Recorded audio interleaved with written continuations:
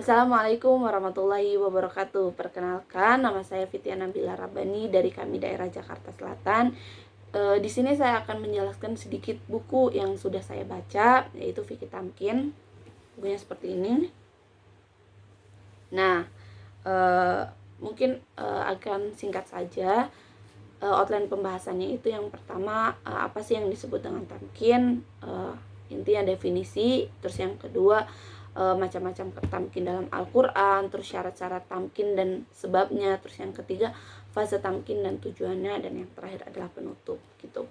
Nah, urgensi dari fikih tamkin itu adalah Allah itu sudah memberikan janji kepada kita, kepada kaum muslim, kepada umat manusia, bahwa Islam itu akan kembali berjaya gitu, bahwa kita itu akan mendapatkan kemenangan gitu. Even umat muslim itu merasa kayak dirinya itu, kenapa kita berpecah, kenapa kita tidak bersatu seperti dahulu, kenapa kita itu bagaikan puzzle yang tercecer gitu. Sebenarnya itu Allah katakan bahwa Allah itu akan menjanjikan sebuah kemenangan gitu, dan kemenangan itu tidak ujuk-ujuk datang, tidak ujuk-ujuk tidak tiba-tiba terjadi gitu, tapi ada tahap-tahapnya, ada fase-fasenya. Apa sih yang seharusnya, ikhtiar apa yang seharusnya dilakukan oleh seorang muslim gitu. Nah, makanya di sini ada sebuah buku fikih tamkin, yaitu sebuah panduan meraih kemenangan dan kejayaan Islam gitu. Tamkin ini maksudnya apa gitu? Secara bahasa itu, tamkin ini berarti ajek itu, atau mapan, atau kokoh gitu. Berarti sesuatu yang memang berada pada posisinya gitu, tidak berubah gitu. Nah, secara istilahnya itu apa?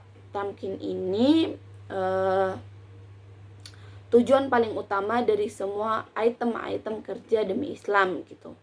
Terus yang kedua, studi tentang bab yang menyebabkan lenyapnya kekokohan dan kekuatan, serta pilar-pilar yang bisa mengembalikan umat ini pada kekokohan dan pemahaman. Nah, jadi ada beberapa definisi yang mengatakan bahwa bahwa tamkin ini berbeda-beda gitu. Nah, yang pertama itu seperti sebuah strategi, tahap-tahapan apa yang harus dilakukan oleh Islam gitu.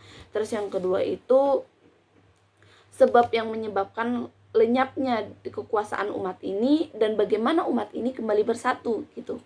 Terus yang ketiga, sampainya kondisi pada kemenangan, memiliki kekuatan yang cukup, memegang tumpuk kekuatan dan kekuasaan, juga dukungan publik, simpatisan, dan juga pengikut.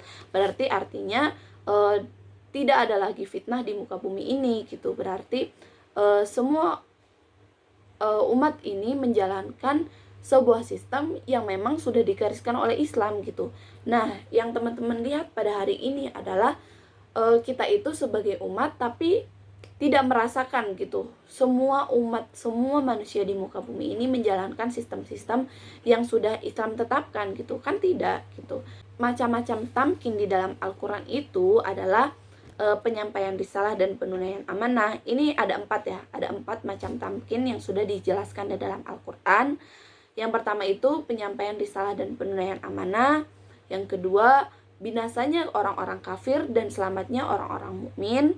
Terus yang ketiga, ikut serta dalam pemerintahan non-Islami. Dan yang keempat, pendirian negara gitu. Apa yang disebut penyampaian risalah dan penunaian amanah gitu? Nah, ini tuh suatu bentuk pengokohan atau tamkin yang disebutkan dalam Al-Quran, pengokohan terhadap sikap para dai yang Allah berikan kepada mereka dalam menjalankan misi menyampaikan risalah dan menunaikan amanah gitu. Jadi sikap para dai ini sangat diperhitungkan dalam meraih strategi kemenangan ini gitu. Terus yang kedua adalah kisah-kisah dari para ashabul qaryah, ashabul ukhdud, dan pengokohan Allah terhadap Rasulnya untuk menyampaikan risalah di Mekah gitu. Jadi kisah para penduduk suatu negeri, terus ada kisah para pengali parit, dan kisah Rasulullah gitu. Saat Rasulullah itu diberikan berbagai ujian, tapi Rasulullah itu tetap teguh gitu. Tetap teguh dalam menyampaikan amanah, dalam menyampaikan risalah gitu, dalam menyampaikan wahyu gitu. Sehingga kita bisa merasakan gitu nikmatnya berislam, nikmatnya beriman, nikmatnya ya menjalankan kehidupan kita sebagai seorang muslim gitu.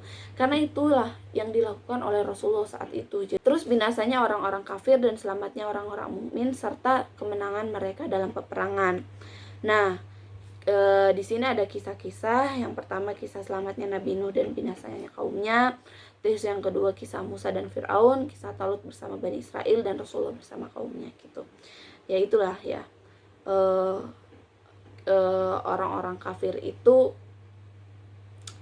para pendahulu kita itu sudah memberikan kita contoh gitu, tauladan bagaimana Nabi Nuh yang berdakwah selama beratus-ratus tahun, tapi hanya ada sedikit kaum yang mengikutinya, bahkan anggota keluarganya pun tidak mendukung dakwah beliau gitu. Terus yang kedua kisah Musa dan dengan Fir'aun. Saat itu Nabi Musa itu diselamatkan oleh istrinya Fir'aun, dan Fir'aun itu luluh gitu terhadap istrinya saat Asia ini meminta Fir'aun untuk merawat bayi ini gitu. Padahal bayi itu yang akan menggantikan posisi dia gitu, bukan posisi di dalam konteks lain gitu, tapi posisi yang mengalahkan Fir'aun saat itu mengaku sebagai Tuhan, dan Nabi Musa itu memenangkan dakwah di kaumnya gitu. Terus Rasulullah bersama para kaumnya yang tadi saya jelaskan bahwa Rasulullah itu meraih kemenangan yang nyata saat beliau tidak diterima di Madinah, terus sangat diterima di Madinah gitu, terus meraih kemenangan, dan saat itu para pembesar-pembesar Quraisy mulai mengikuti dakwah beliau gitu, hingga Umar bin Khattab pun menjadi orang yang pertama membela beliau gitu, padahal dulunya menjadi orang yang sangat menentang gitu. Itulah sebuah kemenangan gitu, binasanya kaum kafir dan selamatnya orang-orang mukmin gitu. Terus kisah yang ikut serta dalam pemerintahan non-Islami, tentu kita mengaca gitu dari kisah Nabi Yusuf saat itu. Masuknya Yusuf dalam pemerintahan itu menjadi sebuah pilar penguat gitu, pendukung bagi gerakan Islam kontemporer saat itu, yang menyatakan bolehnya kita berperan dan berkontribusi dalam pemerintahan non-Islami, dalam pemerintahan jahiliyah, serta keikutsertaan itu dalam memicu maslahat yang besar yang bisa mencegah dari adanya kekejian gitu.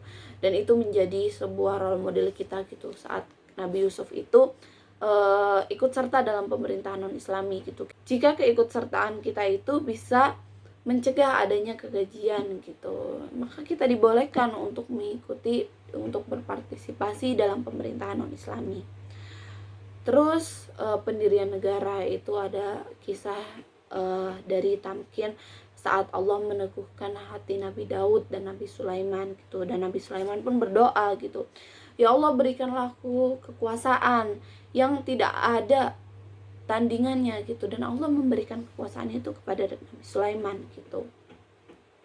Terus fikih tamkin menurut Zulkarnain gitu. Terus syarat-syarat tamkin itu adalah yang pertama tentu beriman kepada Allah, terus yang kedua realisasi ibadah, perang terhadap kemusyrikan, dan takwa kepada Allah. Lalu apa sih yang menjadikan syarat-syarat tamkin dan apa sebabnya? Yang pertama, syarat-syarat tamkin itu tentu saja kita harus beriman kepada Allah. Terus yang kedua itu bagaimana kita merealisasikan ibadah kita, apakah ibadah kita itu sudah benar gitu, ibadah kita, hubungan kita terhadap Allah itu seperti apa gitu.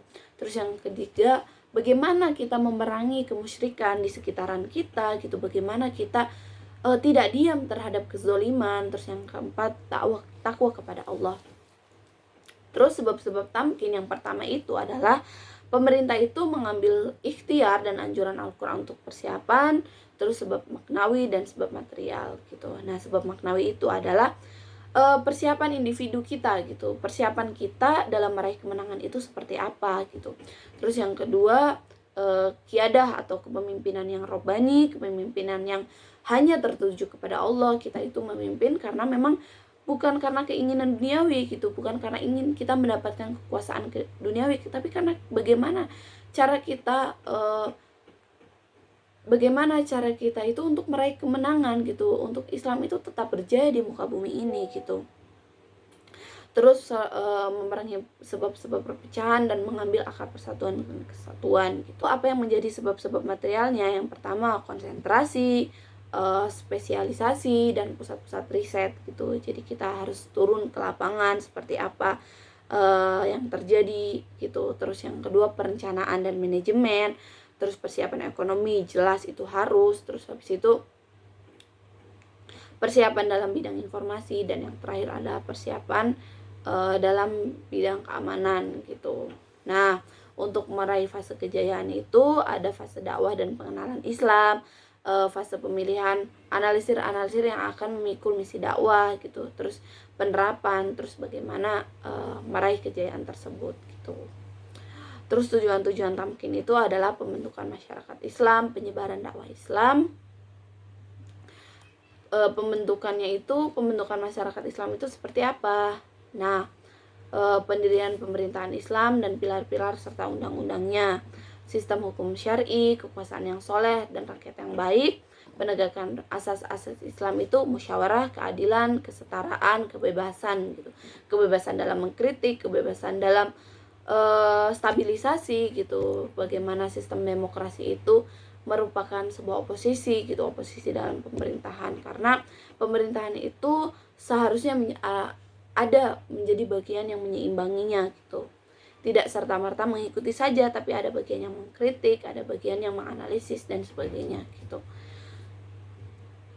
Nah, yang terakhir penyebaran dakwah Islam gitu, mengefektifkan amar ma'ruf nahi mungkar dan berjihad di jalan Allah, itu faktor-faktor pendukung dalam meraih kejayaan Islam gitu.